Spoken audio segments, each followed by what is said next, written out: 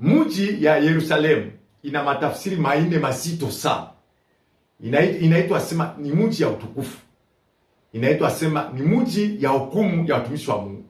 Inaitwa sema ni mji ya kutengeneza hekalu ya Mungu ikuwe takatifu. Inaitwa sema ni mji ya kuwa watakatifu sana. Somo letu inasema hivi: ni kizuri kuya njiwa kuliko kuya kuku. Ni kizuri kuwa njiwa kuliko kuya kuku. Njiwa ni mifano ya Roho Mtakatifu ambayo ilishuka kutetea Yesu. Na Roho Mtakatifu ilikuja kufanya kazi ya Bwana hapa dunia. Kuku inaitwa sema ni mtu ambaye hana mifano ya marangi ya kuachana ili anaishi hapa dunia. Yaani ukiona ukomvi ya kuku na njiwa ni kila siku. Sababu kuku ana mifano hapa dunia ile ambayo anachukua sana kufanya.